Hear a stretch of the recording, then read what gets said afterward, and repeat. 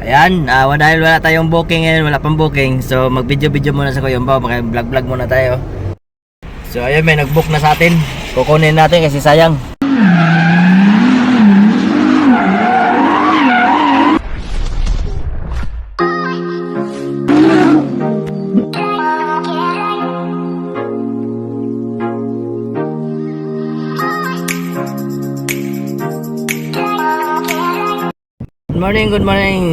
Good morning sa atin lahat sa masulok na mundo.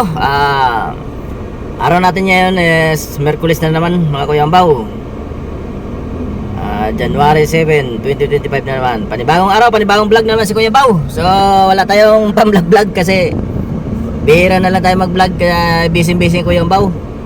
So wala kasi yung cellphone kong isa. So pang-vlog natin na dito na lang tungkol lang sa yung pagbabiyahe-biyahe natin. So kwento-kwento lang tayo, kukwento ko lang yung mga nakaraan kasi wala tayong mga ginagawa. Busy yung mga nakaraan Pasko, New Year. So ayan, kumusta ba kayo dyan sa lahat? So ayun, update tayo mamaya. Samahan nyo ako sa aking biyahe. Kwentuhan tayo. A few moments later.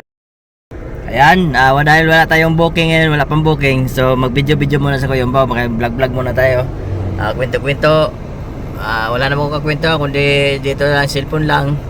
Yung tungkol lang sa mga nangyari sa atin nakaraan, Pasko or New Year. Kumusta naman kayo dyan lahat sa masulok na mundo? May mga budget pa ba kayo? O nasaan na kayo? Nakabalik na ba kayo ng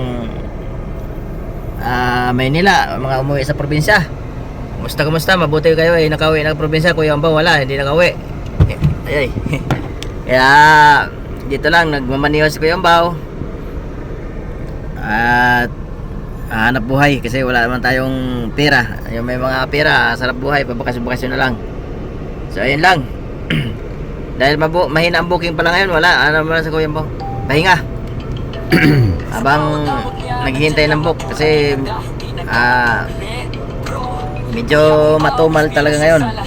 Hindi ka nakataan din na tulad na nakaraan December na mula pasok ng December sa kasalukuyan pagkatapos ng Pasko at New Year.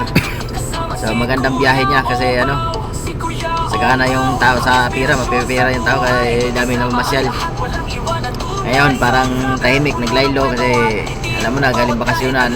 So yung mga nagtatrabaho malamang ubos na rin yung pira. Yan, ubos na rin yung pira. Yung maraming pera hindi maubos yan. Yung nag-ipon lang ng pang isang taon para may pambakasyon sa dating ng dulo ng taon, para may pang gastos yan. So yung pera nila nagastos yan, nabawasan. Hindi katulad nung itatrabaho ka, nadadagdagan. Kaya panibagong ipon na naman sa bagong 2025. Yan, panibagong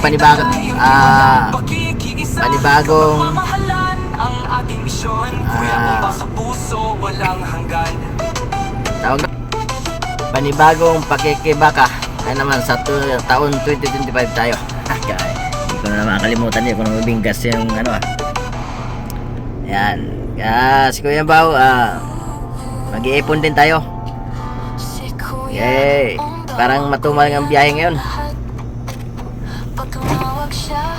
Mahirap. Kaya nung isang araw bumiyahe ako alas 12 na, nakatatlong booking pa lang ako. Alauna. Ngayon naka-isang booking pa lang ako. So medyo matumal talaga ngayon. Dati pag on ko lang doon sa amin so sunod-sunod na yung niyan. Sunod na yung nagbubok. Hindi pa nga natin bababa yung pasero, meron nagbubok. So ngayon kailangan yung apps mo na dito talagang doble apps mo. Meron ka pang ibang apps dapat kasi pag isa lang yung mahirap. So ako wala namang problema, magtsaga-tsaga na lang tayo kasi pagdating ng hapon doon ang pasahero sa hapon. Tulad nitong mga karaniwan, mga ordinaryong araw, so napapasukan ka nyan alas 9 na, alas 10 yan, ganyan. Bihira na lang kasi yung nagbubuk ngayon. Katulad mga ibang araw talaga na mga okasyon talagang may pasahero marami.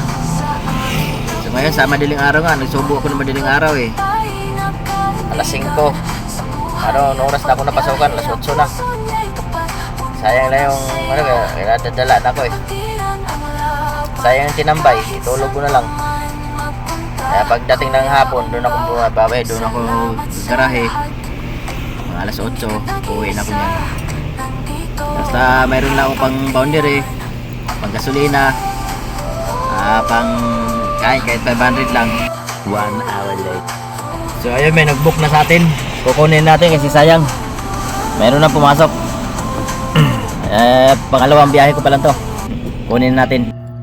Biyahe na tayo. Pick upin na natin. Dito tayo sa yan, Quezon City tayo nakakuha ng book. Dito ko kami na drop. Unang first booking ko dito Quezon City drop. So ngayon, second booking natin. Okay, kunin natin. Let's go.